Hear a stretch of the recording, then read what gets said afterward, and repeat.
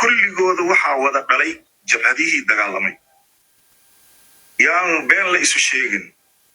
haddaad maqashid maamul goboleedka Hirshabeelle iyo Galmudug USCSSA USCSNA dhalay siyaasigan u dhiiba iibsada dhalaalkeed kan dhigiisa moodaa hambadiisa dhidib jira go'aankeena dhoohane dhibka nagama daayaha daryeelnooma dhiibaha bukaannooma dheefshaha dagaalnooma kaydshaha daydeeda maandeeq galaan dhaansa mooyee nin dhaqdaa ma idhan lee fashil maanta oo baa la isku haya miisaanka culus meel weliba geeleya ka soo muuqata maadaama marka ayaga domination ay ku sameeyeen meel weliba hadday waa aragtay wasaarka xigeenka saaxiibka maadi markii geelu ku bilaabay بسم الله الرحمن الرحيم السلام عليكم ورحمة الله تعالى وبركاته كنا وعنا ونكسن داوداش هذا قيمة هي قياها ومن البدون الإضافية ذاك جوتين كسر وهذا منصور ميديا وأنا أبو عبد يوسف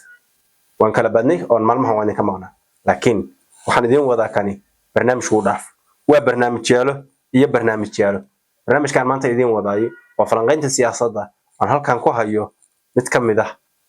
حلابوركي تالنتيجي كفتنلوجي وبروفيسور دلحة أو جوب أطلع كوهالي siyaasiyiinteena geeleyda ahaa bal hadaba adiga igala gungaaraysa barnaamijka ila daawo shariya like meel fog gaarsi barnaamijka kuna xirno Mansour Media ila daawo oo hayga degdeg meel weliba geeleya ka soo muuqata maadaama marka ayaga domination ay ku sameeyeen meel weliba hadday waa aragtay wasaarka xigeenka saaxiibka maadi markii geelu ku bilaabay wala saya waxa xanaaqnina bahda geeleyda adeer idinka siyaasadda soo doonateen idinko geeley ka yimid dulqaad waahay bilaa ya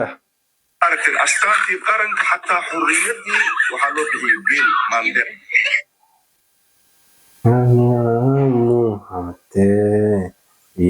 يماندق ريوا رون والله قالي حريدي يماندق ما سقلي سوا ورنتيس لا يسهيا اسك سوا لسفان واسلا جيليا عالمكي waxa loo bixiyay cawaale waasla geelaya halka horiska la dhixayo mudul arkay waxa yiri kaas la xiriir aqal Soomaali marka ayaga kaas sameeysta sidaas horta waxa waaye maadaama ayaga maamaayahooda qayshaa ma qado iyo lacagis wada Soomaali ku qabsatay meesha marka أنا أقرأ ويرتا لكن بروفيسور دلحة waxaan oo hay qolada la yiraahdo Soomaalida kale aan beeraleyda ahayn ama aan rekoofurka dadka ku jira qolada geeleyda iyo qolada Soomaalida la yiraahdo wardiyo maxaan dhahaa boroofesorka xagee waxa lagu kaydiyaa show buugaag dhan buu wuxuu ku qortay wixii dhaliil iyo dacaayad oo hayay nimankan كل أيها حوجي حكم كينا سلاسي أيها هذا وهي كلهم the first and the last. اللو يا دمار first أنا وحواي إما على أورجوعي عسكر قبنا غير ليه داناي يبقى عن كلا إيه حيوان دقن لكن والله بالله ولا شيء وقد ولا سوسة كلامانتي waxa iga daran meesha macala ra'iisul wasaarihi baa fadhiya wasiirada fadhiya madax baa fadhida haye loo yiri kulli fadlan dareerkula Soomaali kale la kala dhibcinay maaragtay ilaa beeraley oo dawladda mashquul ku ah oo ayada sidii loo kala dhibcin lahaa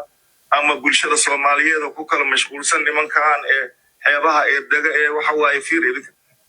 nukaale horta waa su'aali beeraley ku duushay maya wali ma maqal wallahi laakiin waa maqlay maya beeraley ku duushay ma jirto soo baar adinka taqaaniina Soomaaliyeed hada Puntland dadka reer bariga reer shida ma boowe meel ii fariiso u kulay waqta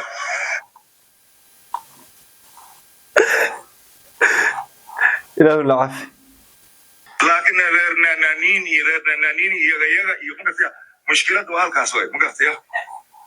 markaad fiirisid maanta nidaamkii dawladeed waxa saameyn ku leh waxa la wada qaatay system maanta systemka haddaad fiirisid ama federal ku eeg ama nidaam dawlad dhexe ku eeg ama ku eeg ma aragtay maxaa la oran jiray maamul goboleed kulligooda waxa wada dhalay jabhadihii dagaalamay yaan been la isu sheegin haddaad maqashid maamul goboleedka hirshabeelle iyo galmudug USCSSA USCSNA dhalay waa jab ya USC SSA maxaa ka jira arrintaa professorku ma nagu socda mise waxbaa ka jira professor waad noo soo baarbaartaan filahaya soco waa kuu keeni doonaa haddii koobigeedu wey puntlandaa tegaysaa SSDF ayaa kaaga muuqata koobigeedii oo ayada halkaasi qabaa'iladii oo sheerka fiican gashtay dagaalada ee sokeeye ayaa ku xoog badan waamsama imow intay imaanaysaa Jubbaland imow waa SBM iyo SNF qabaa'iladii ayagana sheerka fiican ku lahaa dagaalkii sokeeye ayaa hogaaminaya professorku wuxuu tagay yahay beelaha xataa meesha jooga waa dagaaladii maalgashay waa beelihii maalgashay dagaaladii sokeeye dagaaladii sokeeye waxaa nooga dhigay inay dadku ayagu maalgashadeen ay project ay samaysteen buga ahaa RRA imow waa koonfur galbeed RRA dadkii gashtay sheerka maartay ayaa ayagana ku xoog badan ayagana meesha maamulay sidaasi ayay kulli dhammaan Somaliland marka aadidna waxaad arkaysaa hadda waa SNM ayaa ayadana xoogeeda marka haddayaan nimankii shalay ee hadda odayaashii idinka qaarkood waxaad u taqaaniin hogaamiye kooxeed qolo waxay yidhaahdaan warlords qaar waxay yidhahdaan luqada carabi zucamaa ulxarb laakiin fiiri ayarbooradii xataa kulli magacyadooda waxay siisteen ayaga fashil halkaasuu ka daba keeno wallahi runtuu ka sheeg yaa wartaliya professor naloo soo kaa diranayo waxaad naga raadinaysaa laa lilaahi wuxuu yidhi siyaasigan u dhiibaa iibsada dhalaalkeed kaan dhiggiisa moodaa hambadiisa dhidib jira hogaankeenna dhoohane dhibka nagama daayaha daryeel nooma dhiibaha bukaan nooma dheefshaha dhigaal nooma kaydshaha dhaydeeda maandeeq galaan dhaansa mooyee nin dhaqdaa ma idhan lee fashil maanta oo baa la isku hayaa miisaanka culus waa shakada shabalaalo meydhowkeeda waxaa la yidhahdaa shaati guduud kasino kun miya meydhawe maxaa la yidhahdaa airborkeeda korneyl shaati guduud waxaa la yidhahdaa maxmed dheere labo xaggaa tag maxaa la dhihi jiray gaalkacyo tag haye cabdilaahi walaal gaalkacyo maxaa la yidhahdaa dhinacan kale garowe tag maxamed abshir haamaan sayidka waxa waaye asiga labadaba waxoogaa yar waa la jecel yahay laakiin waxa waaye adig dhinaca loo buusay isaga xaggaasaa la aadiyey galbeedka xaggeeda loo riixay Jubbalanda la geeyey meel weliba sidaas ayaa qolo weliba waxa waaye kullu fatatin bi abiha mu'jaba qolo weliba qofkeeda mahmada carabiga xataa nagama reebin professorka ma naxariisan mahmada carabiga xataa ma reebin ayaa daab ah adiga weligaa warlord laakiin nimankaa waxa waaye halgamayaal waaye waa niman soo halgamay waaye sidaasay awoodii ku leeyihiin sidaasay darteed waxaan rabaa maxaan uga jeedaa amaan usoo qaatay sheekadan shacabka Soomaaliyeed maalinkii dawlad naga burburtay ee nidaamkii kirigitaliska ahaa ama dawladii ka caanku ay meesha ka baxday